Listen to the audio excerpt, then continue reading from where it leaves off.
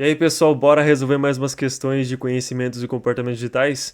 Hoje o nosso tema é intraempreendedorismo. De pouco em pouco a gente vai pegando cada tópico e fazendo várias questões. Com certeza essas questões vão ajudar a concretizar o conhecimento na cabeça de vocês e vão ajudar também a ver diferentes abordagens, diferentes problemas.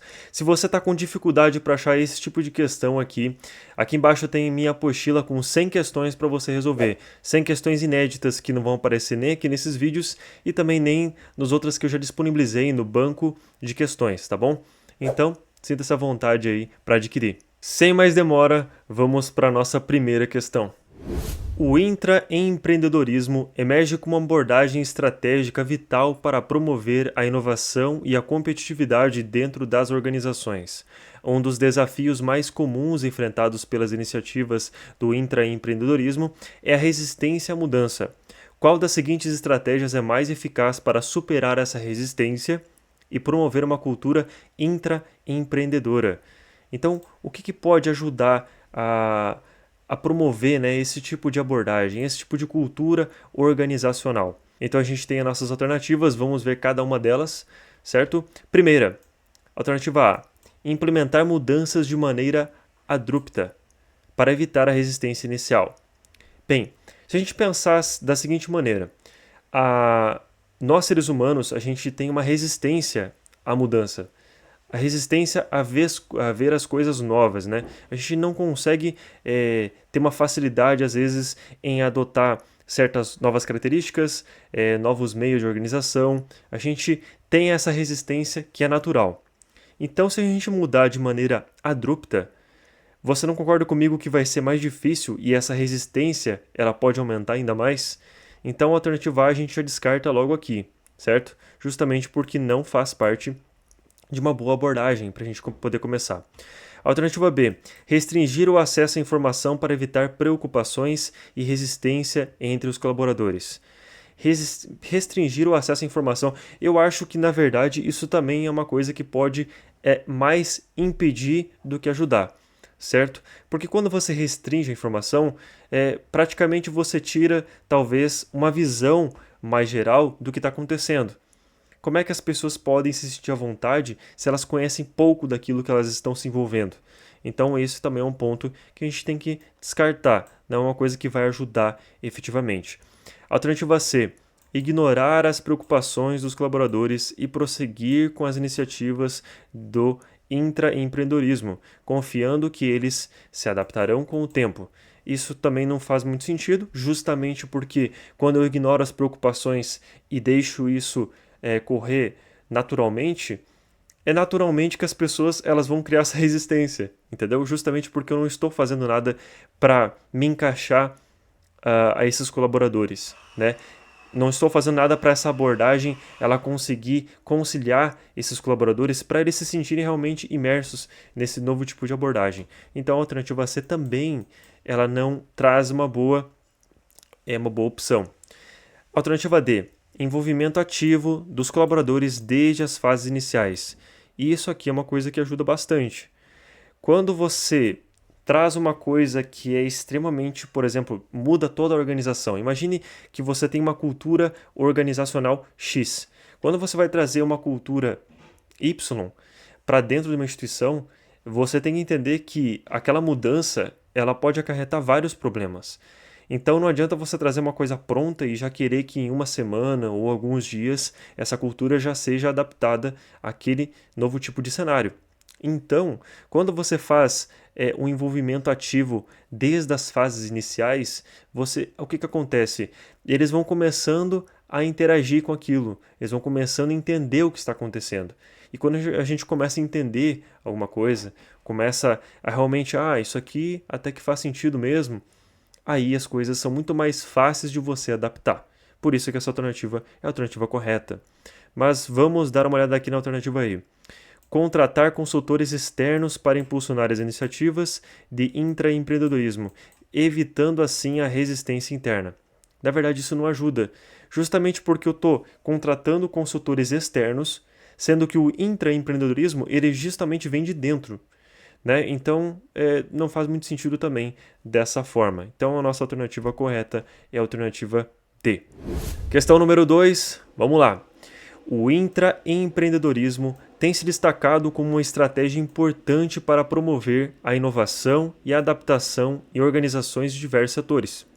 Qual das seguintes características é mais importante para uma cultura organizacional que promova o intraempreendedorismo?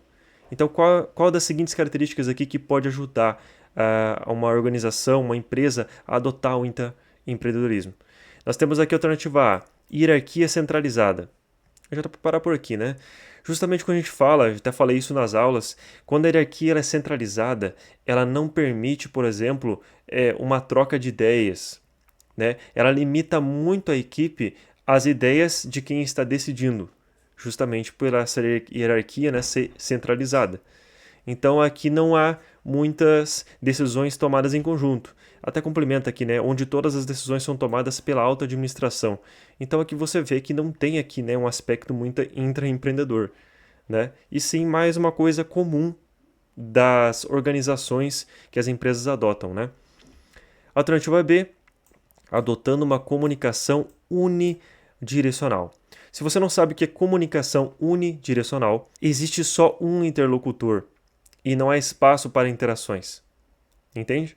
Então, um espaço onde não tem interações, onde só há um interlocutor, ou essa mensagem ela só está unificada mente a um grupo, não vai ser uma abordagem muito interessante para a gente conseguir adotar o intraempreendedorismo.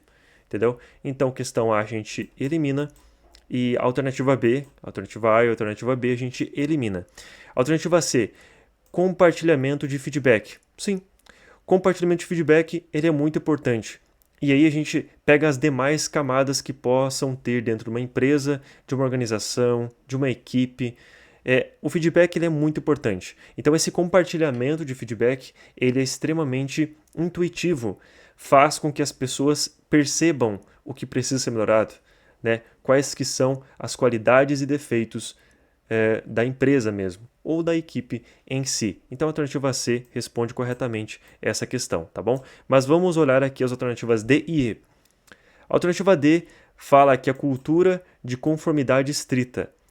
Cultura de conformidade estrita seria mais ligado assim, ela segue diretamente as normas. E vamos assim pensar, se segue conformidade estrita, né, segue as normas estritamente, talvez não tenha espaço aqui para uma inovação, talvez para uma quebra de linha de pensamento, de raciocínio. Então é uma coisa que não vai ajudar muito, né? Ela pode talvez não atrapalhar, mas ajudar, né? Que vai aqui, por exemplo, promover uma cultura organizacional do intraempreendedorismo, acho muito difícil. Então por isso essa aqui também está incorreta. Alternativa E, acesso limitado à informação. No caso, o acesso limitado à informação também não seria uma coisa que iria ajudar. Porque quando você limita os intraempreendedores, por exemplo, ou pessoas que vão adotar esse tipo de abordagem, limitar a informação não vai ser uma coisa que vai ajudar. Justamente porque os intraempreendedores precisam de informação muito acerca do que está acontecendo na empresa, justamente para se conseguir tomar uma decisão. Já que eles vão ser tipo empreendedores dentro da empresa, eles precisam ter acesso às informações do que está acontecendo no mercado, do que está acontecendo com a gestão de produtos, de processos. Então, limitar o acesso à informação não vai ser uma coisa que vai ajudar, com certeza. Então, a nossa alternativa correta é a alternativa C. Número 3. A atividade de empreender representa um mecanismo de criar novos empreendimentos e influenciar no desenvolvimento econômico, juntamente com os aspectos da carreira e do futuro. Entretanto, as empresas precisam de atitude empreendedora por parte de seus colaboradores. Então, pensamento empreendedor dentro da empresa. Essa atitude denomina-se intraempreendedorismo, que consiste no empreendedorismo dentro de uma empresa existente, na qual o colaborador não é o principal empreendedor. Para que essa atitude empreendedora possa ser desenvolvida dentro das organizações, é necessário estabelecer um ambiente para o intraempreendedorismo. Sobre as características globais de um bom ambiente intraempreendedor, assinale a alternativa incorreta. Então a gente vai descobrir qual é aquela que é incorreta, né? Aquela que não traz um bom ambiente intraempreendedor. Então vamos lá, alternativa A. Os fracassos são permitidos. Realmente, os empreendedores também não fracassam? né? Não tem várias iniciativas com ideias, com projetos, com outras coisas, então os fracassos são permitidos, né? Claro, existe também, né, uma quantidade X, né? A pessoa não vão fracassar, a equipe não vai fracassar subsequentemente toda vez, mas os fracassos são permitidos, entendeu? Justamente porque tem esse pensamento empreendedor. E o empreendedor falha muitas vezes, até criar um negócio que realmente, ou uma ideia que dê para prosseguir, que seja certa, que seja correta. Então é uma coisa que ajuda. Então, já que a gente está procurando a incorreta, essa aqui cai fora. Tentativa e erro são estimulados. Conectando com a primeira, você vai errar, você vai ter algum fracasso em algum momento. Então, a tentativa e erro são coisas que vão estimular, são coisas que servem para o intraempreendedorismo. Então, a gente elimina ela porque a gente está querendo procurar a incorreta. As novas ideias são encorajadas, é uma coisa que acaba colaborando. Os processos são realizados em curto prazo. E aqui a gente pegou. Por quê? Porque pensa comigo. Para a gente montar uma empresa, agora com o pensamento de um empreendedor, para a gente montar uma empresa, a gente não precisa de bastante tempo, não precisa ter um pensamento a longo prazo, não precisa criar um produto, desenvolver um serviço que seja a longo prazo. Então, nossos projetos têm que ser a longo prazo. Quando os processos são realizados em curto prazo, então você não está sendo um intraempreendedor, você não está com a mentalidade do empreendedor dentro de uma empresa. Você simplesmente está fazendo processo de curto prazo para uma empresa, o que seria quase um método normal, onde a maioria das pessoas já fazem isso, né? Então isso realmente é uma alternativa incorreta. Vamos ver a alternativa E. Assumir riscos e buscar inovação. Isso é uma coisa que o intraempreendedor buscaria. Então a nossa alternativa correta aqui, ou na verdade incorreta, que é o que responde, é a alternativa D. E para você que ficou até o final, eu tenho uma surpresinha para você. Pessoal, eu estou montando um simulado que ele é totalmente gratuito, tá? Daqui uns dias eu vou postar ele, mas vai ser ainda nessa semana, tá bom? Então fica no aguardo aí que vai ser um simulado para vocês treinarem antes desse concurso, tá bom? Valeu!